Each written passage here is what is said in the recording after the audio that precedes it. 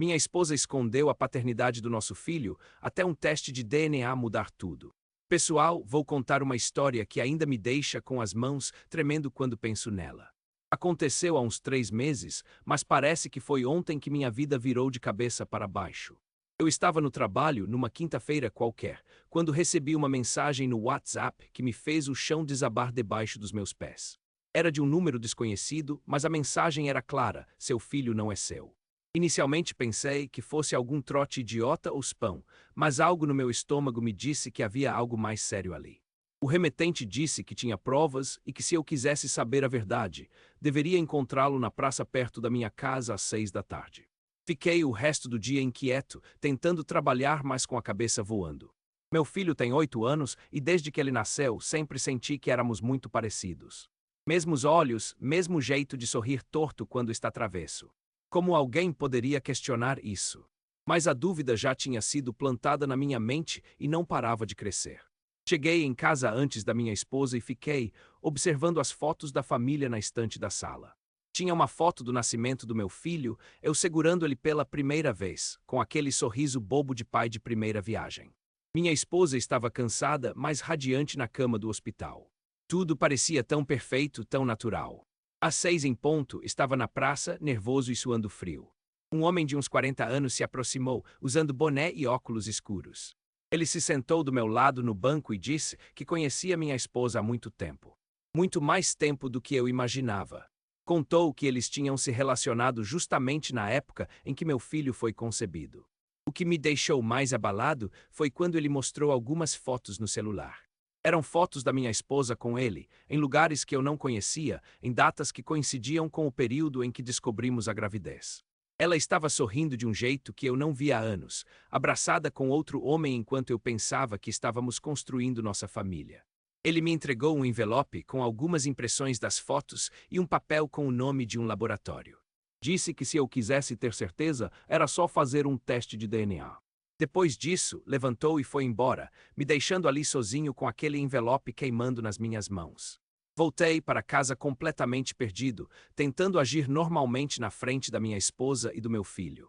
Jantamos juntos, assistimos televisão e eu fingia que estava tudo bem. Mas por dentro estava sendo corroído pela dúvida. Cada vez que olhava para o meu filho, procurava semelhanças, diferenças, qualquer coisa que pudesse confirmar ou desmentir aquela bomba. Passei a noite todo acordado, pesquisando sobre testes de paternidade na internet. Descobri que era mais simples do que eu imaginava. Bastava coletar uma amostra de saliva do meu filho e levar ao laboratório. Mas como fazer isso sem levantar suspeitas? E mais importante, eu realmente queria saber a verdade. No dia seguinte, decidi procurar meu irmão mais velho, que sempre foi meu confidente. Contei toda a história para ele, mostrei as fotos e ele ficou tão chocado quanto eu. Ele me aconselhou a fazer o teste, disse que eu tinha o direito de saber, mas também me alertou sobre as consequências. Se o resultado fosse positivo, ou seja, se o menino fosse realmente meu filho, tudo bem. Mas e se não fosse? Meu irmão se ofereceu para ir comigo ao laboratório. Coletamos algumas amostras de cabelo do meu filho enquanto ele dormia, fingindo que estava ajeitando o cabelo dele. Foi uma das coisas mais difíceis que já fiz na vida. Estar ali, olhando para aquele menino que eu amo mais que tudo, suspeitando que ele talvez não fosse meu filho biológico. O laboratório disse que o resultado sairia em uma semana. Foram os 7 dias mais longos da minha vida. Eu não conseguia me concentrar em nada, estava irritado o tempo todo, e minha esposa começou a perceber que algo estava errado. Ela perguntava se eu estava bem, se havia acontecido alguma coisa no trabalho, mas eu só respondia que estava um pouco estressado. Durante essa semana, comecei a reparar em coisas que antes passavam despercebidas. Minha esposa sempre foi muito cuidadosa com o celular, nunca deixava ele em cima da mesa ou esquecia desbloqueado. Ela saía sozinha às vezes, dizendo que ia encontrar as amigas, mas sempre voltava meio estranha, como se estivesse escondendo algo. Também notei que ela evitava certas conversas sobre o passado. Quando eu perguntava sobre a época da gravidez, ela mudava de assunto rapidamente ou dava respostas vagas. Nunca tinha reparado nisso antes, mas agora tudo parecia suspeito. Será que eu estava sendo paranoico ou realmente havia sinais que eu tinha ignorado? Quando finalmente chegou o dia de buscar o resultado, meu irmão insistiu em ir comigo. Chegamos ao laboratório com o coração batendo a mil.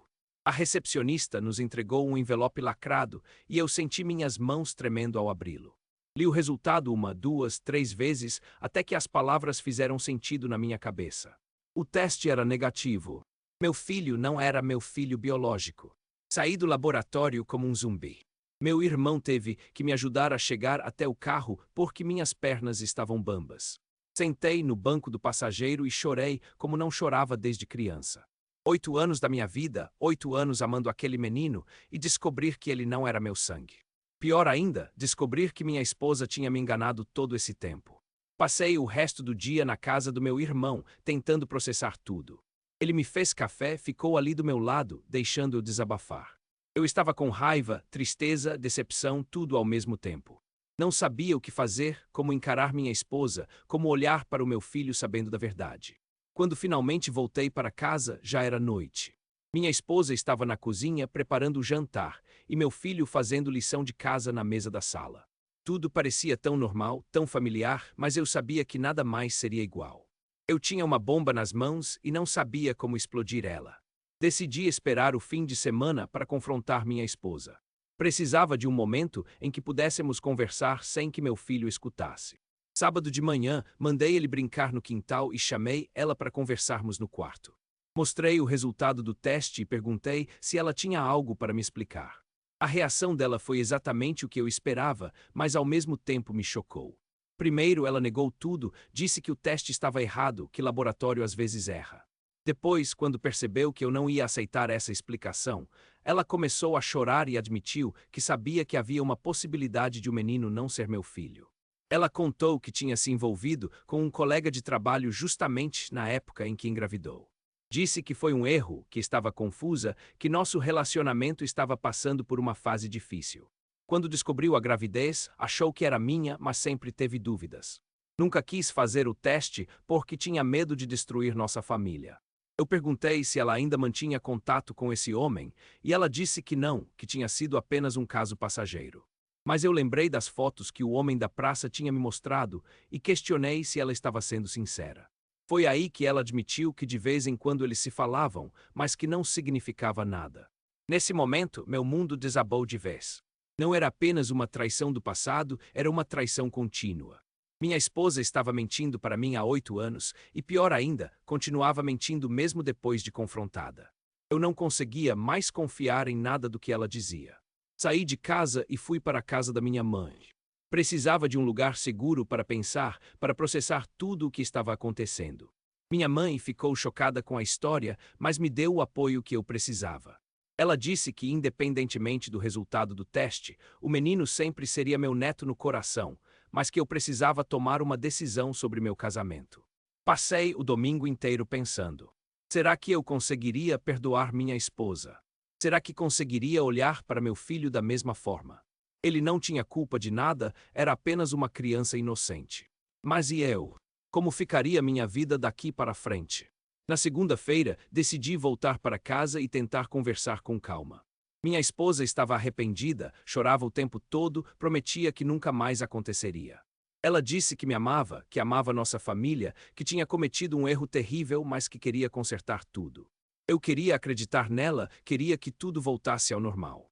Mas toda vez que olhava para ela, lembrava das mentiras, das fotos, dos 8 anos de engano. Como reconstruir a confiança? Como voltar a dormir ao lado de alguém que havia me traído de forma tão cruel? Decidimos tentar uma reconciliação. Ela prometeu cortar todo contato com o outro homem, ser transparente sobre tudo, me dar acesso ao celular dela. Ficamos juntos por mais algumas semanas, tentando fingir que tudo estava bem na frente do nosso filho. Mas eu não conseguia. Cada beijo, cada abraço, cada eu te amo soava falso. Foi então que recebi outra mensagem no WhatsApp. Era do mesmo homem da praça, mas dessa vez ele estava me informando algo que mudaria tudo novamente. Ele disse que tinha mais informações sobre minha esposa, coisas que eu precisava saber. Marcamos outro encontro e dessa vez ele trouxe uma pasta cheia de documentos. Mostrou-me que minha esposa não tinha tido apenas um caso. Havia pelo menos 3 homens diferentes com quem ela se relacionava ao mesmo tempo, todos achando que eram os únicos. Ele tinha fotos, mensagens, comprovantes de encontros. Minha esposa não era apenas uma mulher que havia cometido um erro, era alguém que vivia uma dupla vida há anos. Pior ainda, ele me contou que ela estava grávida novamente e que dessa vez o pai era outro homem. Ela ainda não sabia da gravidez, mas ele tinha informações de que ela havia feito um teste recentemente. Meu mundo, que já estava destruído, foi esmagado de vez. Confrontei minha esposa mais uma vez, dessa vez com todas as evidências. Ela não pôde mais negar e finalmente admitiu toda a verdade. Disse que tinha problemas, que não conseguia controlar seus impulsos, que precisava de ajuda. Mas era tarde demais. Eu não podia mais viver com alguém em quem não confiava. Iniciamos o processo de separação. Foi doloroso, especialmente por causa do meu filho, que não entendia por que o papai estava saindo de casa. Eu expliquei que às vezes os adultos precisam morar em casas diferentes, mas que eu sempre seria o pai dele, acontecesse o que acontecesse. A questão da paternidade se tornou secundária. Aquele menino me chamava de pai há 8 anos e eu o amava como filho. Não importava o que o DNA dizia, nossa ligação era real. Entrei na justiça para garantir meus direitos de visitação e para continuar sendo reconhecido como pai legal. Minha ex-esposa mudou-se para outra cidade com nosso filho. Ela teve o segundo bebê e, como eu suspeitava, o pai era outro homem. Ela tentou contato algumas vezes, pedindo uma nova chance, mas eu já havia seguido em frente. A confiança, uma vez quebrada, não pode ser facilmente reconstruída. Hoje, 2 anos depois, tenho uma nova vida. Meu filho me visita nos fins de semana e nossa relação continua forte. Ele não sabe toda a verdade sobre sua paternidade biológica e talvez nunca saiba. Isso não importa mais. Ele é meu filho no coração e isso é o que realmente conta. Conheci uma mulher incrível, alguém que me faz sentir confiança novamente. Ela sabe toda a minha história e me aceita como sou. Não temos pressa, estamos construindo algo sólido, baseado na honestidade e no respeito mútuo. Algo que eu nunca tive no meu casamento anterior. Às vezes me pergunto se fiz a escolha certa. Se deveria ter tentado salvar meu casamento, especialmente por causa do meu filho. Mas então lembro de como me sentia naqueles últimos meses, vivendo com alguém que mentia olhando nos meus olhos.